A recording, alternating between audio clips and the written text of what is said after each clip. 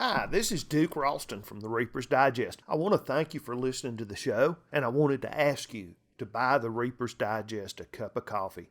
Just go to Ko-fi.com/tennessemacabre and send us a tip. Thank you again. Welcome to a night.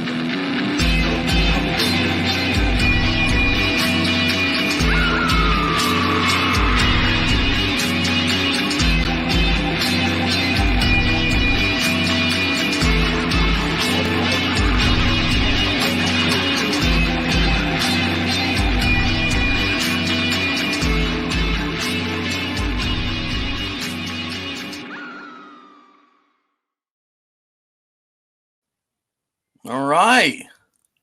Okay. Well, hello. Thank you for joining us. My name is Duke Ralston, and I am co-host of Tennessee Macabre. And I am Blake Ray, co-founder and editor of Pulp Factory E-Zine, as well as a lead singer of the band Blood Oaks. How you doing, Duke? I'm doing okay, Blake. How about you? I'm doing really well. Good. I'm doing really well. Want to tell us what you're drinking tonight? Terrapin Hops Excellent. Executioner. Oh, wow. Good stuff. And it's been sitting in my car all day, so I have a mug. Good. Well, Yeah, what are you drinking, Duke? I am drinking Big River IPA. Big River, I don't know if it was the first microbrewery in Chattanooga, but it's the first one I remember. They opened up the last year or so I was in college. So I spent a lot of time down there drinking their brews. A friend of mine's younger brother was one of their brew masters. So it's kind of my home beer, you know. And I've really grown to appreciate IPAs. Didn't used to like them very much, but they've kind of grown on me. And so I drink a lot of IPA now. It has a nice citrusy flavor to it. You know, I don't normally do IPAs. Uh-huh. But I'm making an exception for this one because it's from Athens, and I'm riding that college vibe lately, you know? Yep. I think it's a midlife crisis thing. Yeah. You know? Because I'm not actually doing what I did in college, which is just drinking whatever I can get my hands on. Yeah, I was cleaning out the taps on the cheap beer most of the time. Oh, but every once in a while, I could afford to go to Big River. There you go. Oh, man. You know what I used to drink? Dude, you might remember this. Do you remember Southpaw Light? Oh, yeah. I remember that was my first beer. Yep, I remember Southpaw. And I loved it. I did too. It was not good. No, we thought it was, but it wasn't. It worked. Like, it accomplished the task. At that point in my life, my palate was not that highly developed. Right. So what are we talking about today, dude? Well, we are talking about probably my all-time favorite author, Robert E. Howard. And most people associate Robert E. Howard with Conan the Barbarian. He also developed multiple characters for fantasy in the Weird Tale magazines. He did some westerns. He also did some excellent horror. And we chose this tale because it combines fantasy and horror. And it pulled in some elements from last week's author, H.P. Lovecraft. Oh, yeah. The Lovecraft mythos is alive and well in this story. Yes, it is. Certainly. What would you call this? Because I think genre classification is an interesting hill to die on. Yes, it is. You know, it's not really fantasy because it is historical novel. A lot of poetic license taken with it. I would call this horror. I would call it historical fantasy horror. I mean, you got to mesh genres here. It's not just one genre. It reminds me of horror is a lot like heavy metal. in that there's a million subgenres. Oh yes. You know, I run into guys in the same store because I listen to a lot of heavy metal, and I'll run into a guy in a store, and my wife would be like, "Oh, that guy's got a heavy metal shirt," and I'm like, "Yeah, but it's stoner doom, and I don't really listen to stoner doom." So, Gotcha. yeah, The- I'm mostly into thrash, and so Yeah. we're not friends. Can't work that, huh? The Nah. thing about this is, it's not often that you have a Roman governor involved in a horror story. I thought that was really interesting. To be honest, I'd never read any. I had not read any Robert E. Howard. Okay. I was familiar with Conan from the comic books. Right. And the comic books, there have been many people that have written Conan stories since Robert E. Howard's death. Yeah. Who's who of fantasy. However, the comic books are very faithful to Robert E. Howard's original tales. And so if you read Savage Sword of Conan, you will find a lot of Robert E. Howard stuff in there. You find other folks' stuff too, but you'll find a lot of Robert E. Howard stuff. But he wrote this Bran Mak Morn tale is, in my opinion, one of the best. His King Cole tales are good. I love Solomon Kane. And his horror. Solomon Kane is the Solomon refresh Kane me on Solomon Kane. Solomon Kane is he was a pirate / privateer. Okay. He was a killer, but he comes to Christianity after by way of a curse. So he has this horrible past that he has to live with, and he basically becomes God's soldier, and his future ain't too bright either. I mean, it's kind of like that Constantine before Constantine. Yeah, it's really dark, but it's a good tale. Oh man, his horror is really good as well, and a lot of people don't even realize that he wrote horror. Well, he's considered the father of the sword and sorcery genre, yes. which has, just wide-reaching, wide-reaching influence. Right. I think of the sword and sorcery genre has had its most popular iteration probably in Star Wars. And I know that's like kind of a controversial statement, but Star Wars is not really sci-fi. It's sword and sorcery. It's sword and sorcery. It's absolutely sword and sorcery. It's just set in a technological future in a planet far away. Yeah. But it's sword and sorcery. Yeah, I mean, it basically starts with Once Upon a Time. A long time ago in a galaxy far away. Exactly. But I was blown away by this story, to be honest. Good. I'm glad.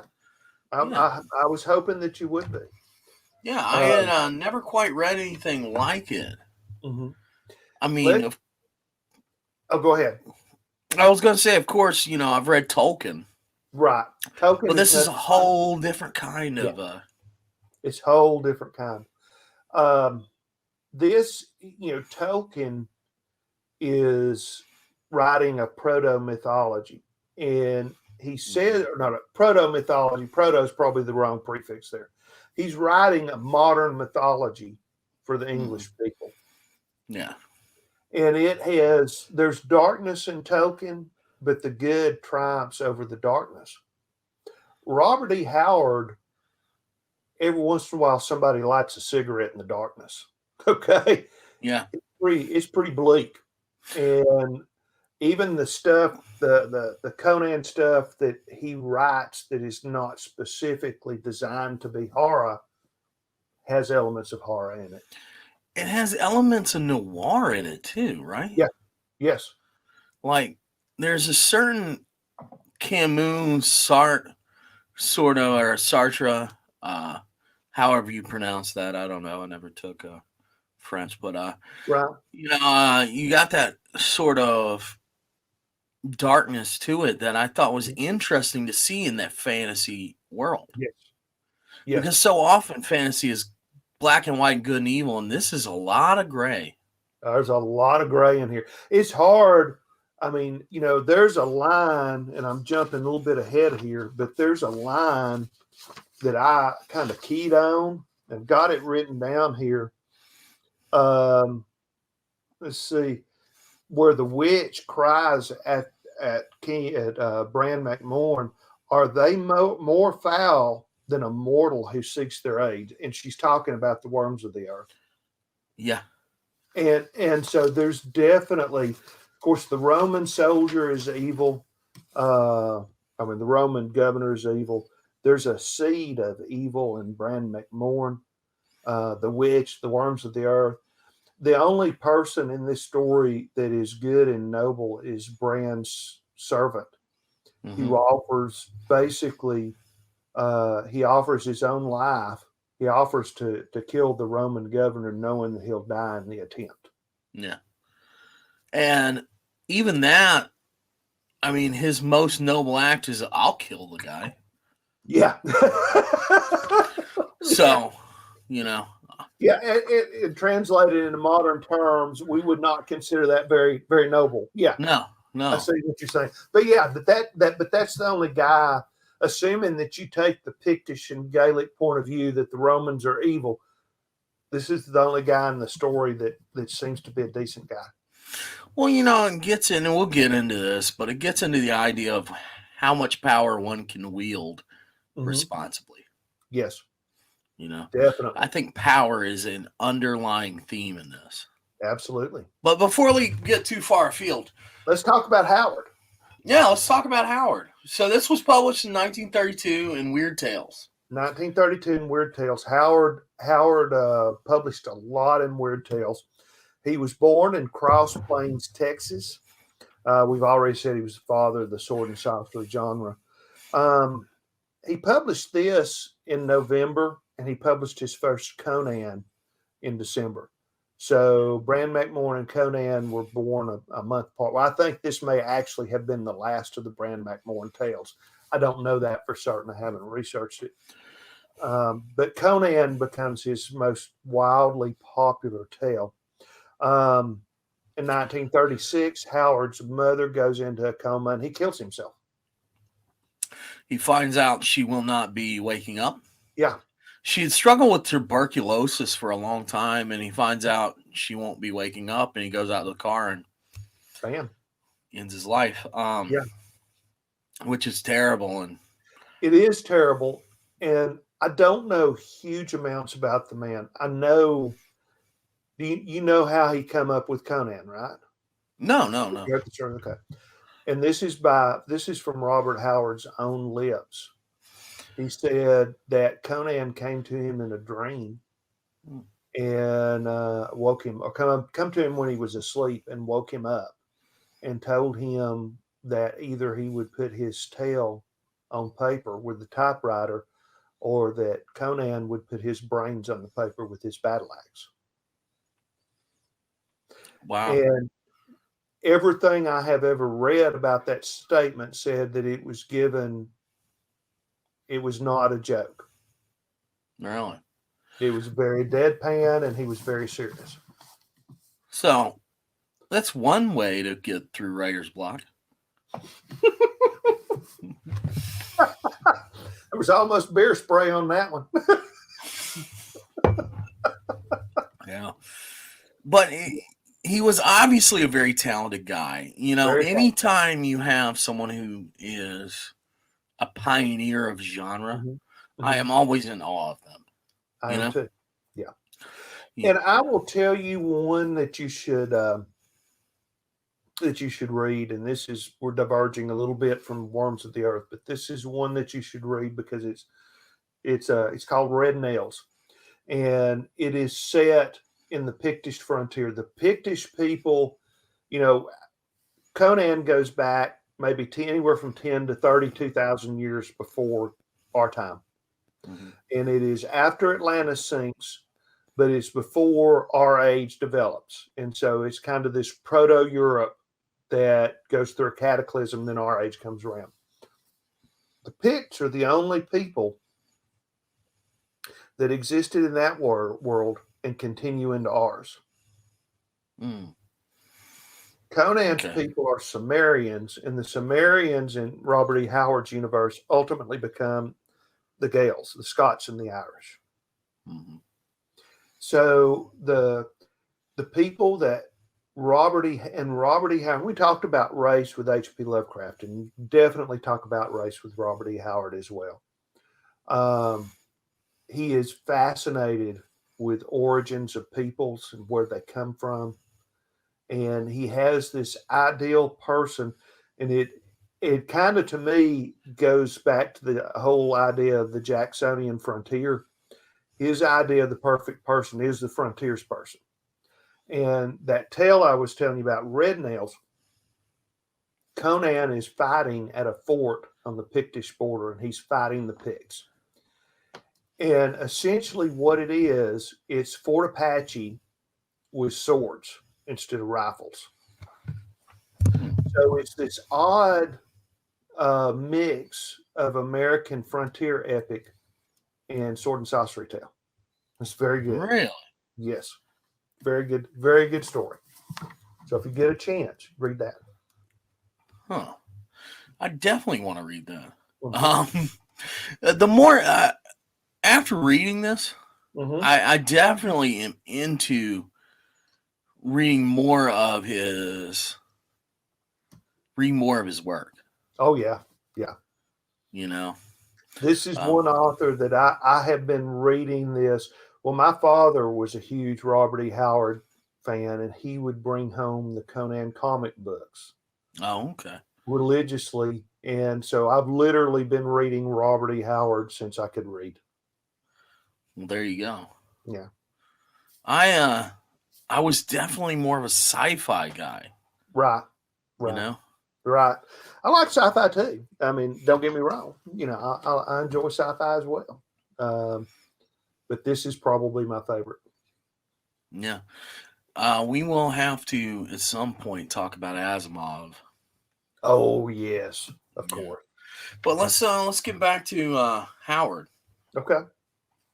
So, just to give you a little idea, we're talking Worms of the Earth. Mm-hmm. Robert E. Howard, Right. published in November 32. 32. In Weird Tales magazine, which Weird Tales, the influence is far-reaching. Oh, Lord. Far-reaching. Yeah. You know, my magazine, Pulp Factory, check us out.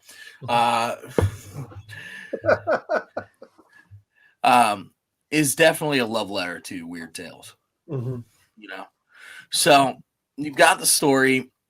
We've already said it's about Bran Mak Morn, king of the Picts, Mm-hmm. and he vows vengeance against Titus Sulla, a Roman Mm-hmm. governor, because of a crucifixion of a fellow Pict. Mm-hmm. Now, I thought that was an especially gut-wrenching scene. Yes. Because, one, crucifixion, such a horrible death. Yes.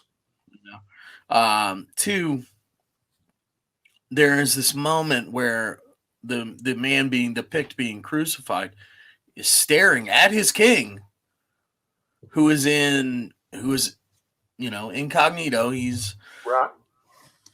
Posing as a spy, or he is a spy posing as an ambassador, and he can't help. No.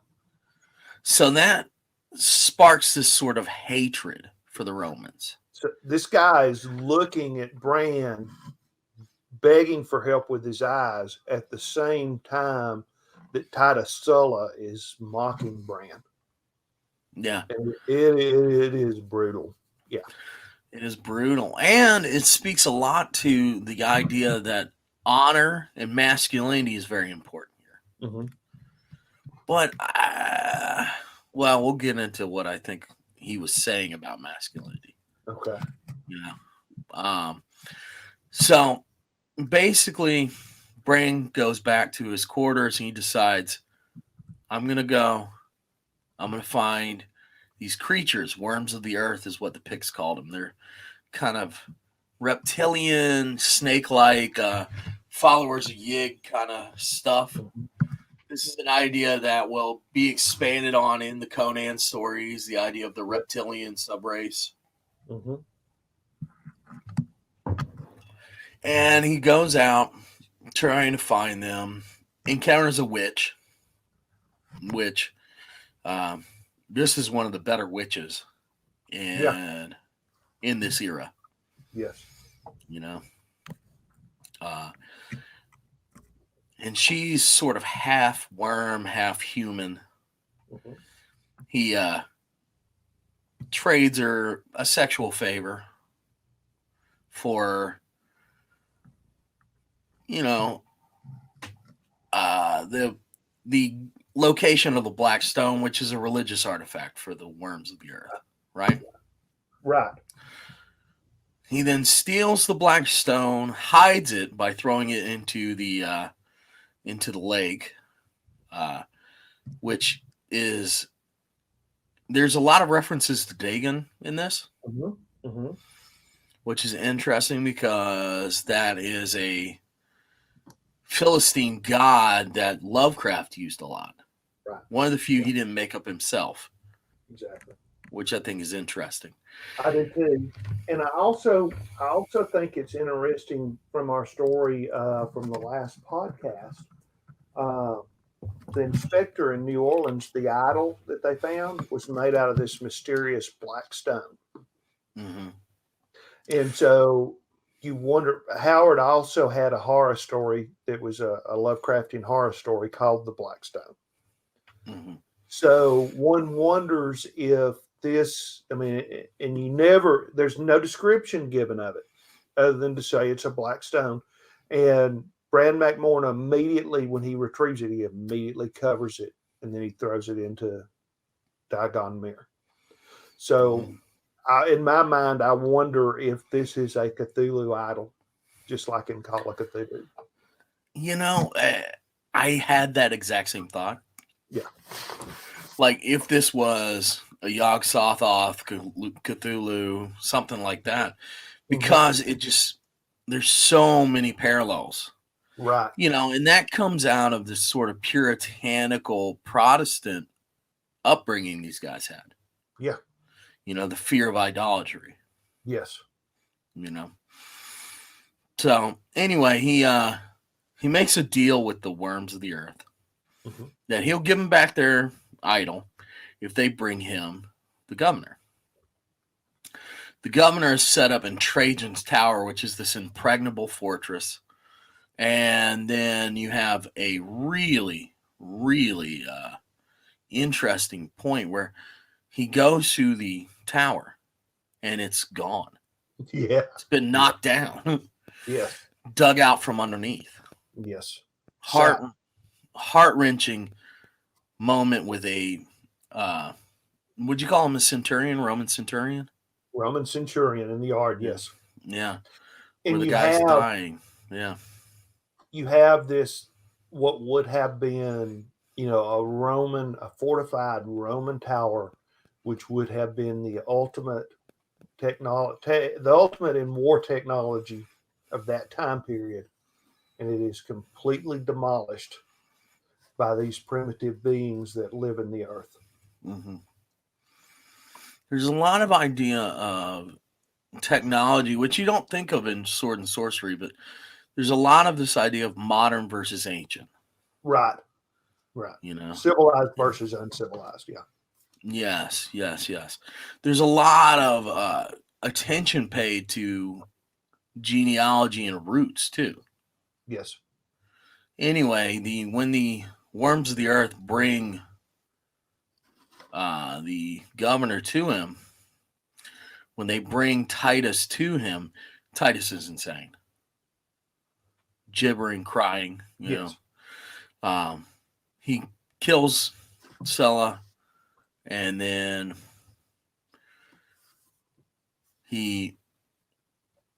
realizes basically that some weapons are too foul to use even against Rome, right? Mhm. Right. And that's the end of your story, Mm-hmm. you know. Yeah. So let's get into a little analysis. What are you? We already talked about. We both really like this story. Right. What do you think is going on in it? Well, okay. One thing that you see really well developed here, which the two things you see really well developed. The evil is the civilized Roman. This is the guy that, hang on, the cat is in front of my microphone. Okay, I was worried. Yeah, the cat is in front of my microphone. Mhm. Okay. So Titus Sulla is the embodiment of evil, a worldly evil. Okay, let's back up and say that. And what you've got is this Pictish. The Romans would have certainly considered them barbarians, Mhm. and the barbarian is the noble, kingly person. He's concerned about kingship and honor and how he fights and how he lives. That's one thing you've got going on. The other thing you've got going on is don't mess with magic. It's bad. Mhm. Uh, Howard definitely expresses the belief that fighting with a sword is honorable, fighting with magic is not, and that is the main theme of this story. He is concerned. If you look at it, and I'm going to go. Um, he the very first thing you notice is Gonar comes to him. Gonar is he never calls him a druid. He calls him a witch, but Gonar was the clan druid, and he comes to him. But in the name of the gods, Bran expostulated the wizard, take your vengeance in another way. Return to the heather. Mass your warriors. Join with Cormac and Gales and spread a sea of blood and flame the length of the Great Wall. So Gonar comes to him in the dream. Itself a form of magic, but there's a difference in communicating and raising eldritch demons to kill your enemies. Mhm. And he begs him not to do it. He begs him to go to war instead. Yeah. And it's quite clear that Gonar looks down on this use of magic. Mhm. And then his reply is, Bran, their weapons too foul to use even against Rome. And Bran says, ha, there are no weapons I would not use against Rome. Upon the killing of Titus, upon the killing of Titus Sulla, upon the killing of Titus Sulla, Bran remarks, I give it in mercy, Vale Caesar. Well for the Romans that they know not the secrets of this accursed land, with its monster haunted mirrors, its fouled witch women, and its lost caverns and subterranean realms where spawn in the darkness shapes of hell. So, and that's where the witch says, are they more foul than a mortal who seeks their aid? Because that is kind of another thing that comes in. How evil is Bran? How corrupted is Bran in his quest for vengeance? Well, I think there's an interesting dichotomy there. Mm-hmm. I think one of the themes is the idea of vengeance corrupting. Yes. You know, I keep thinking about Hamlet when I'm reading this. I could see that. Yeah. I could see that. The idea, but he's more proactive than Hamlet. Oh yeah, way more proactive than Hamlet. Yeah. I would think the Scottish play, Macbeth. Mm-hmm. Mm-hmm. There's Absolutely. definitely this moment at the end that mimics that out damn spot. Yeah. Yeah. Because that's another thing that crops up when the witch he takes off running. And the witch goes, King of Pickland, King of Fools, do you blench at so small a thing? Stay and let me show you real fruits of the pits. Ha ha! Run, fool, run! But you're staying with the taint. You've called them forth, and they will remember. And in their own time, they will come again. Yeah. You So know, he rides off with this witch yelling at him, "They're going to get you." oh yeah, he has done something that he can't undo. Absolutely. There is this idea of opening the gate, Hmm. right? Quite literally, you see gates opening. And I Yeah. think that is, in a lot of ways, a metaphor for the idea of some things you can't put back, Right. you know? Right. When he takes that, when he goes into Dagon, was it Dagon Hill or Dagon Mound? Dagon's Mound. Dagon's Mound, and there's a really neat line that I recorded. When a man turns his back on peril, its clammy menace looms more grisly than when he advances upon it. So Bran, crawling back up the nighted shaft with his grisly prize, felt the darkness turn on him and slink behind him, grinning with dripping fangs. Clammy sweat beaded his flesh, and he hastened to the best of his ability, ears strained for some stealthy sound to betray that fell shapes were at his heels. Strong shudders shook him. Despite himself, and the short hair on his neck prickled as if the cold wind blew at his back. And this is just him walking through the passage when nothing happens. Yeah. But something happened. Yeah, something Something eventually does happen. happened. Yeah. There's a lot happening. Like, constantly something is happening. Yes. And mostly it's this guy, Bran Mak Morn, digging himself in deeper. Yeah.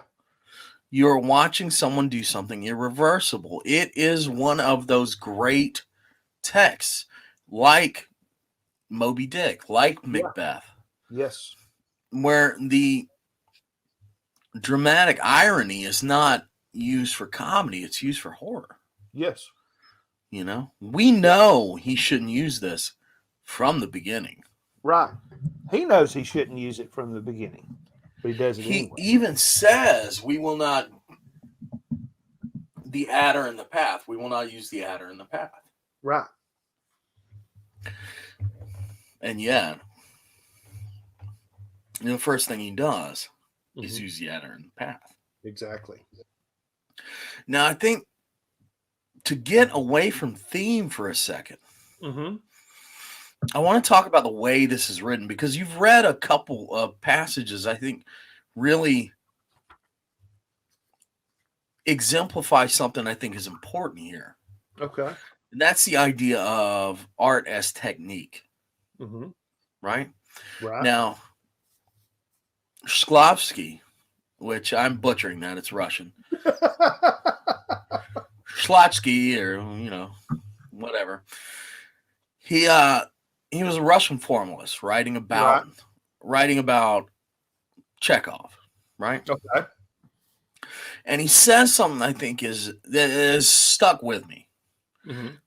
Habitualization devours work, clothes, furniture, one's wife, and the fear of war.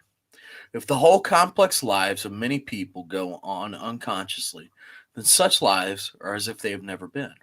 And art exists that one may recover the sensation of life. It exists to make one feel things, to make the stone stony. The purpose of art is to impart the sensation of things as they are perceived and not as they are known.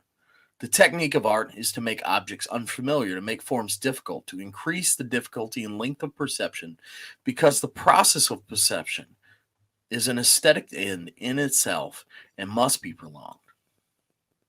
So basically what he's saying, in a million words when he could have used two, is that art lets us re-experience the familiar in a new way, right? Right. So I think that a lot of the horror in this story actually comes from that technique. Yeah. You follow? I follow. Yeah. You were giving me that look like, I don't know where he's going. But I know where you're going. I mean, I think that passage I just read where you're talking about, he could have easily said, Bran went down the dark hallway. I think that's what brought it up for me. Yeah. I see I get what you're saying. It's good. Yeah. And that idea of re-experiencing the world, especially this world. a historical world in a new way. Think about the way he's described. Mm-hmm. They use wolf and panther over and over, right? Yes. Yes. Clan Um, totems. yeah. And so that to me is an interesting part of where the horror comes from, is just prolonging these moments. Mhm. I think I said last time when we were talking about Lovecraft's writing Right. that when you're in the middle of something really bad, time seems to stretch out, right? Right. Now, what he has here, when you look at it, is a great grip on the way time works. Mm-hmm. He does. I mean, I couldn't get over the way this guy writes. Mm-hmm. You know, Mm-hmm. but that's my English major 2 cents, I guess. What It's do you? good. Yes. Yeah, it costs a little more than that, but UGA is a hell of a school.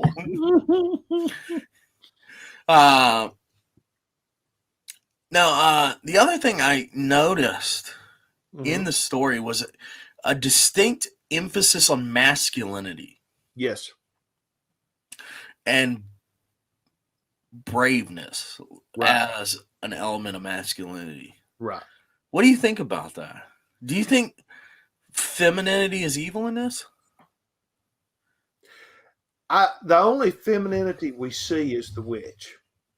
And she is decidedly unhuman. She is unhuman and she is evil. I will say this: female characters in Howard's work tend to be objectified. Okay. There is one female, the pirate Belit in the Conan saga, that Conan is really in love with and intends to spend, and wants to spend his whole life with. Mm-hmm. But most of the rest of the women in the Conan stories they're set dressing. They're like women in a early 1970s horror movie. Yeah. Beautiful blonde, Yeah, they're just there to look pretty and scream. Right. And Robert E. Howard, I think, other than his mother, pretty much, he there was one relationship at one point in his life that is known about, and that relationship did not work out well. So I would say this was a man who did not have a whole lot of experience with women. I could see that. Yeah. And I may be dead wrong about that. It's just all the information I've ever seen about him. There was this one woman who was interested at one point, and that's the only woman that anybody knew about. Well, if you think about it, in the story, the only woman we see, literally the only woman, apart from a couple of references to Roman women really digging barbarian dudes. Right. The only woman you see is the witch. Yes. The werewoman, as he calls her. Yes. So she's associated with magic, right? Mm-hmm. Magic is associated with degeneracy. Yes. Evil. Yes. So you set up this, and historically, magic has been associated with women. Yes.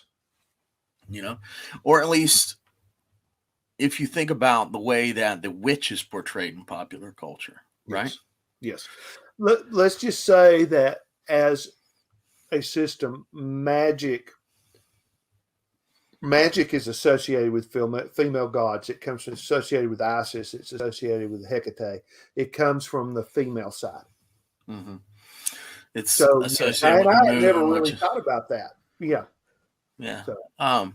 And so there's this emphasis on male and female energy. Mm-hmm. Right? Right. And you think about him as a protagonist, he is so decidedly male. Yes. You know what I'm saying? In a very classic way. He's a Yeah. king. He's stoic. He's Mhm. angry. He's good looking. He's Yes. got a big long sword for Yes. whatever you want to. Whatever that may mean. Yes. Yeah, we're not going to talk about the sword in the sheath the whole time. But, there's a definite male and female here. Yeah. And Oh, yeah. I think that's really interesting, especially considering the guy's biography if he did not have a lot of experience with women. Right. Right. And he didn't. And Howard is fascinated. He is fascinated with his Scottish Irish roots. Mm-hmm. And this could be, this has a lot in common. If you go back and read the Ulster Cycle or the Mabinogan, you read the warrior tales of Scotland and Ireland and Wales. This has a lot in common with it. The exception is in the magic system, because when you read those historical tales, the others, some of them were good, some of them were bad, some of them are people you didn't want to mess with, but here it's uniformly bad. Oh, yeah. Which goes back to what you're saying. It is a very, very male-centric view. Yeah. And the snake, as well, has often been associated with both temptation, right? Right. You go back to the Garden of Eden story, or the story of there's a few creation stories with because the snake is associated with the goddess. Yeah. And those creation stories are denigrating the goddess usually. Yeah, usually. Yeah. And so you have this idea of the snake, the serpent, de-evolution, which I think is a very Lovecraftian idea. Yes. The rats in the wall, the lurking fear, the thing in the cave. I think that one's just called the cave, isn't it? The cave, yeah. Yeah. There's this whole idea of de-evolution in Lovecraft's stories that I think plays out here, Yes. And what I think is really interesting when we get back into that idea of the gray areas, right? Mm-hmm. Bran Mak Morn is playing with powers he should not, right? Right. Powers he understands or thinks he understands, but that are way beyond his control, and he knows it. Right. But here to me is the $800 question that I ask myself. Should be 8 million, but that's out of sight. So we'll just say 800. It's a down economy. It's a down economy. Yeah. Were I in Bran Mak Morn's shoes, if I were king of the Picts, and I stood there facing that pompous Roman governor who just executed one of my men before my eyes while he taunted me, would I go see that witch? To me, that's the thing that, I can sit here safe in my room with my Big River IPA and say, yeah, he shouldn't have done that. But would I do it? Well, I think historically people do. Think about the nuclear weapon. Yeah. The A-bomb. Yes. There was a distinct fear when it was being developed that setting it off would ignite the atmosphere. I'll tell you a story that'd make you cry sometime, but yeah. Yeah. Now, did they not set it off? No, they were like, fingers crossed. Fingers crossed this doesn't light the air on fire. Hold my beer. Yeah. Hold my beer. We're going to see how this thing goes. Now, when my uncle says that on 4th of July while he's looking in a bag of fireworks with a lighter, that's fine. True story. Yeah. True story. Believe it. I remember as a child going, that doesn't seem right, but he's an adult. I remember my father and my uncle, we had a 4th of July cookout. I was probably 7 or 8 years old. And there was an old house across the street. It had long been abandoned and the roof was falling in. It was insalvageable. And we'd cooked out and Dad and my uncle had been drinking all day. On And 4th of July. 4th of July. And they started shooting fireworks about sunset, and we're out there with them, my mom, my cousins, and me. And they started shooting these huge bottle rockets trying to hit the window of that house. And Mom started getting angry and finally grabbed the kids and made us all go in. And they're sitting out there drinking their beer and shooting bottle rockets at the house. And when I got in, I looked out the window back toward the yard, and I seen them trying to run across the yard, carrying the cooler between them. And I saw the flames leaping up through the window of the house.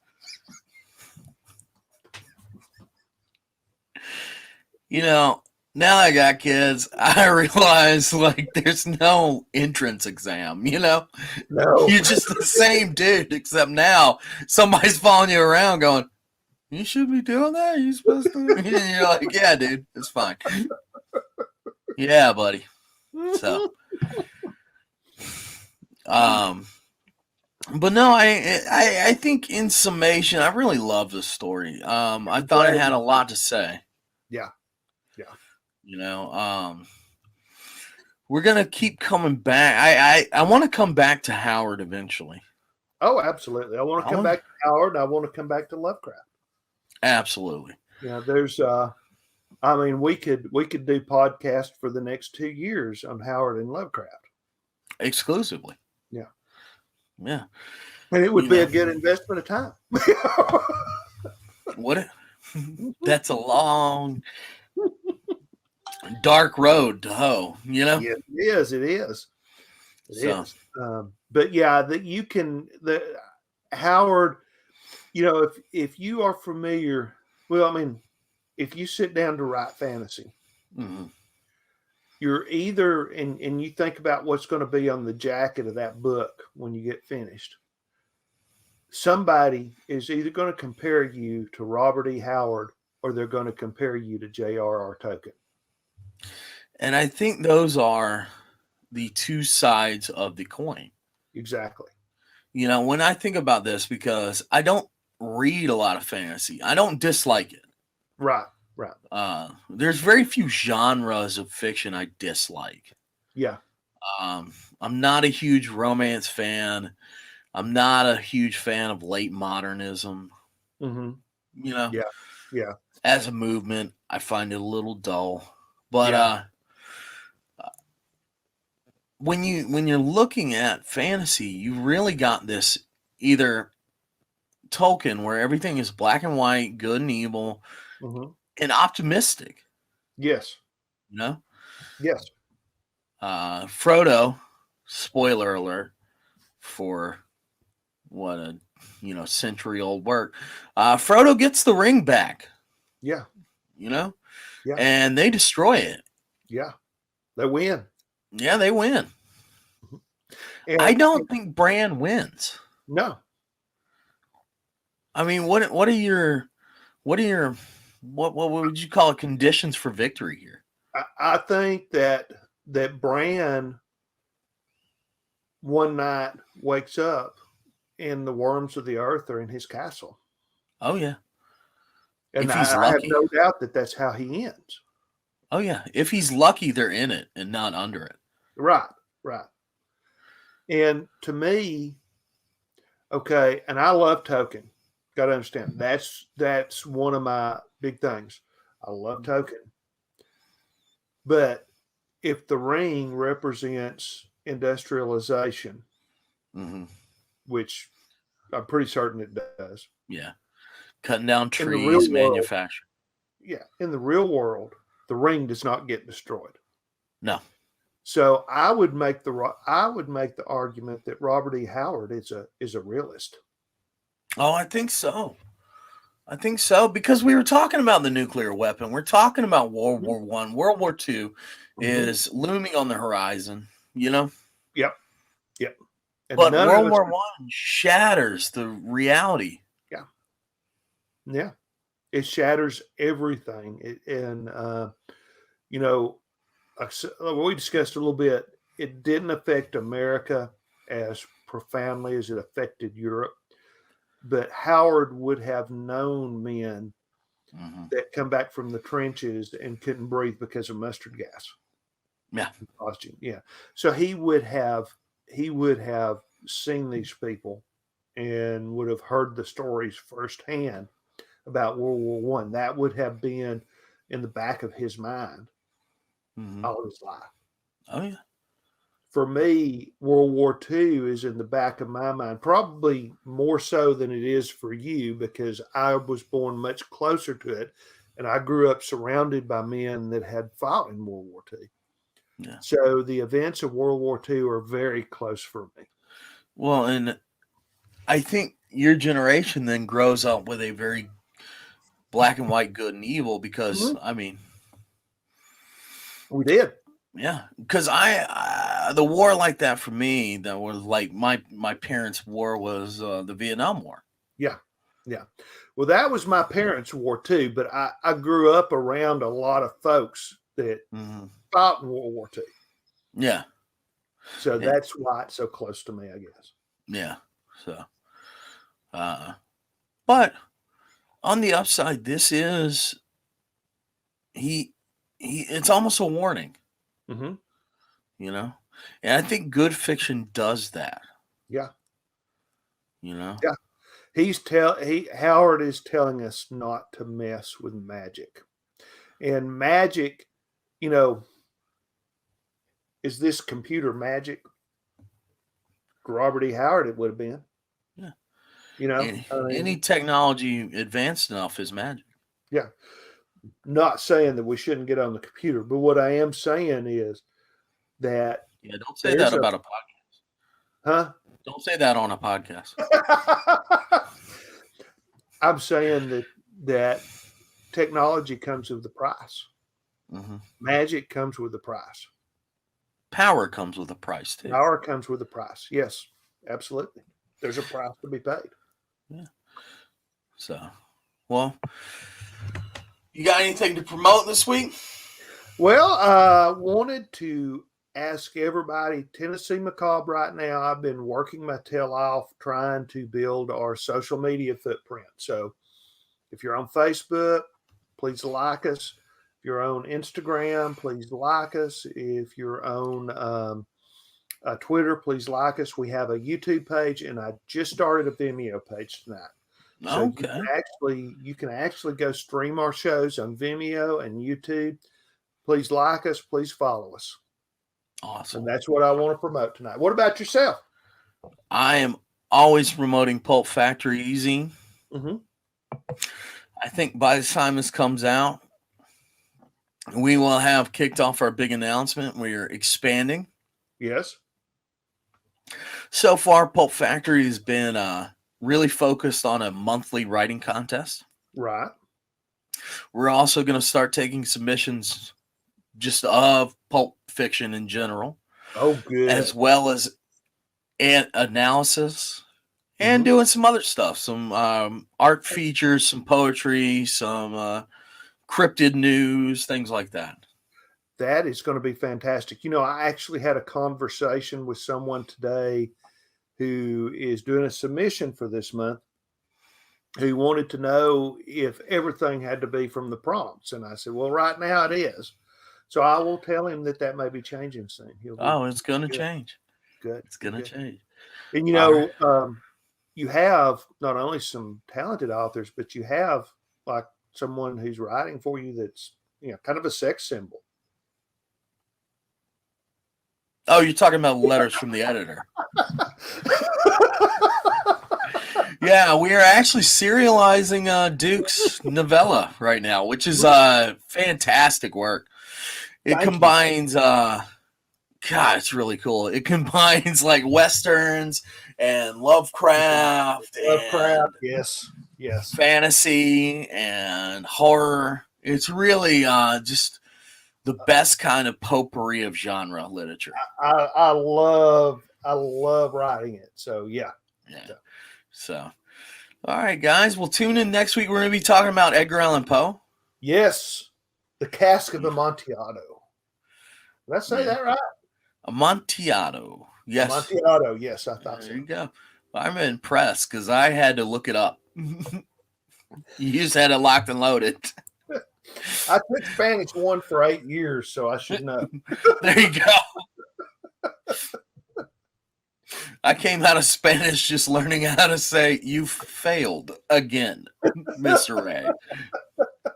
So, all right. Well, that was the Reaper's Digest, and we'll see you next time.